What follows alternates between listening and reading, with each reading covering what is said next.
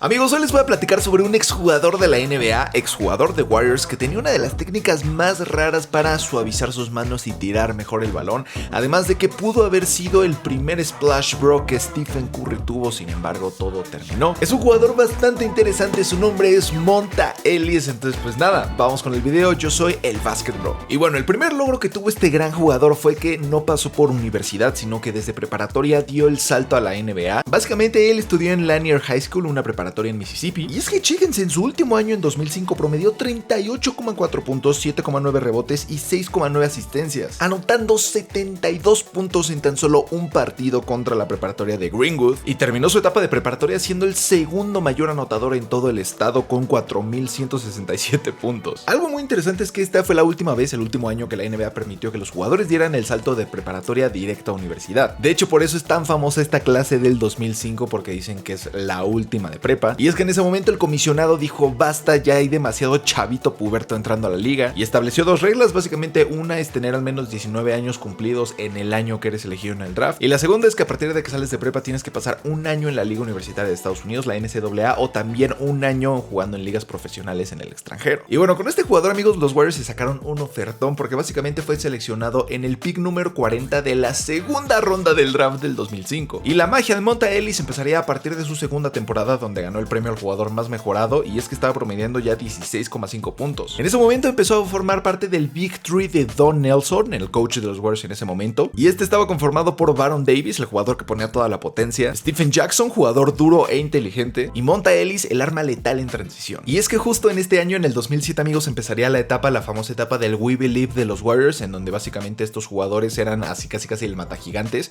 y es que se enfrentaron en primera ronda de playoffs a los Dallas Mavericks, unos Dallas Mavericks que tenían a un Dirk Nowitzki que apenas había acabado de ganar el MVP, y además este equipo tenía un total de 67 victorias y 15 pérdidas en temporada regular. Llegaron a esa primera ronda de playoffs, toda la gente empezó a apostar hasta sus casas por Mavericks, y los Warriors en un total de 6 juegos terminaron eliminando a los Mavs. Y bueno, definitivamente el dato más random y real de este jugador es que antes de cada partido, a ver, sé que seguramente el clip de este video fue que metía sus manos en aceite hirviendo, no sé, algo así debí de haber puesto, pero pues no, necesitamos el clickbait porque hay que traer vistas a este gran canal, amigos, pero no metía sus manos en aceite hirviendo, solo que sí las metía en cera caliente.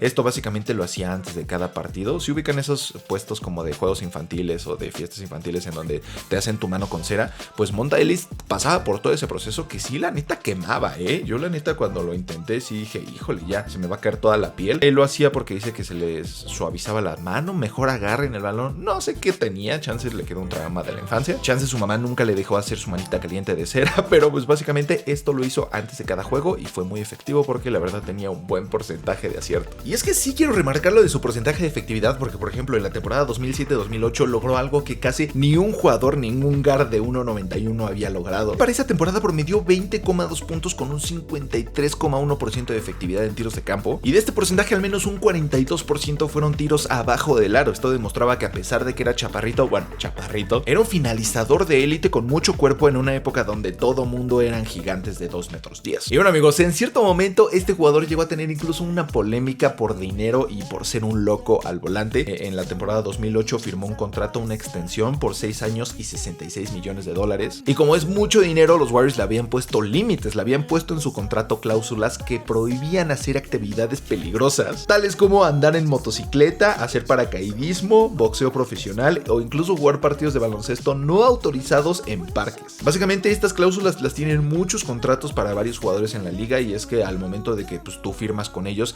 ya te vuelves casi como un activo. Entonces pues sí, los equipos dicen, tú tienes que estar descansadito, no te puedes arriesgar porque invertimos mucho dinero en ti. La cosa es que una noche Monta Ellis decidió pues ser el vengador fantasma, chance se fue a comprar una Harley o algo así, y pues andaba así a mucha velocidad en la carretera, tiene un accidente, se lastima muy gravemente el tobillo, y lo feo viene después porque le tuvo que mentir a los Warriors de cómo se había lastimado gracias pues a esta cláusula de contrato. Les dijo que estaba entrenando en la noche en un gimnasio en Mississippi, y así fue como se lastimó, el fantasma le rompió los tobillos, pero al final la verdad salió a la luz. Los Warriors terminaron por enterarse de otra fuente, y los Warriors, con la posibilidad de cancelar todo este contrato de 6 años, lo que hicieron es que pues como era su estrella, nada más lo suspendieron por 30 partidos. Sin embargo, a partir de aquí la relación de la gerencia con este jugador se empezó a fracturar, y bueno, más allá de las pérdidas monetarias, porque sí, o sea, por esos 30 partidos terminó perdiendo unos 3 millones de dólares, lo que sí le costó y una gran consecuencia fue el físico. Los analistas dicen que a partir de esa lesión sí volvió a seguir siendo anotador y ser alguien consistente.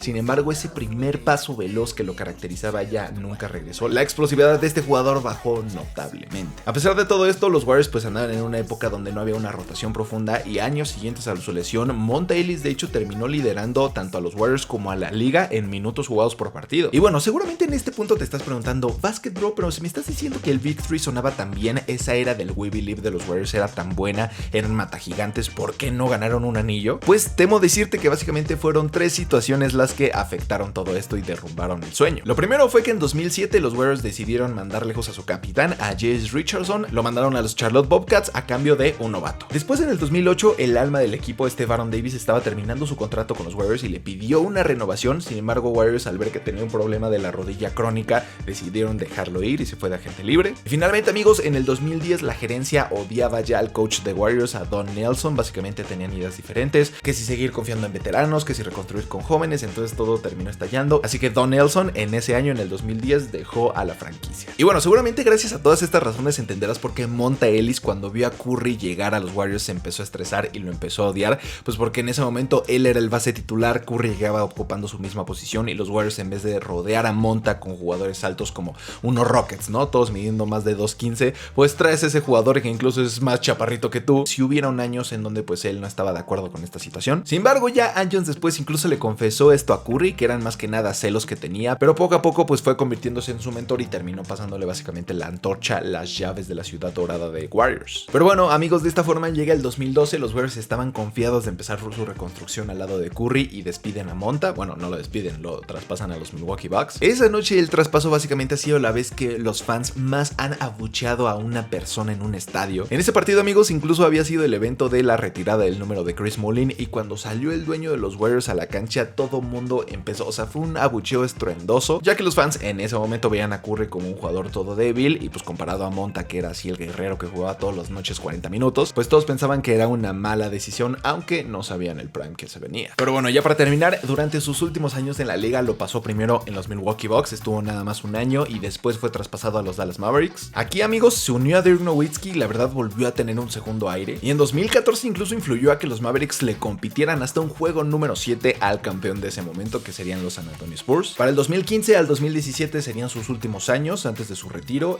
Básicamente estuvo en los Indiana Pacers, en donde él, su estilo de juego ya no quedaba, era un jugador que necesitaba mucho el balón, entrar mucho a canasta, entonces el equipo se estaba transformando y la liga en general se estaba transformando a los triples a la larga distancia. Es cortada en el 2017 y la verdad, como Chris Paul intentó regresar bastantes veces para tener como su último baile, sin embargo ya ningún equipo le ofreció un contrato atractivo y dijo: aquí muere, yo me voy como una leyenda del básquet. Una retirada bastante amarga, amigos, ya que justo así como jugadores como Chris Paul, James Harden, Russell Westbrook, que no han ganado anillos, al menos ellos han sido All-Star muchísimas veces, Monta Ellis nunca fue All-Star en toda su carrera. De hecho, él se convirtió en uno de los pocos jugadores con mejores estadísticas en todo su paso por la NBA, anotando 17,8 puntos sin ni una vez ser invitado a este gran evento. Y pues nada, en este momento sigue siendo un crack, abrió una academia, la Ellis Elite Basketball. Y pues bueno, eso sería todo de Monta Ellis, amigos, un grande de los Warriors, que si tú eres fan de esta franquicia, a fuerza necesitas conocerlo, saber su trayectoria. Él básicamente consolidó la base para que los Warriors de Stephen Curry pudieran brillar después. Y pues nada, coméntame qué te pareció, de qué otro jugador quieres que hablemos e indaguemos un poco más,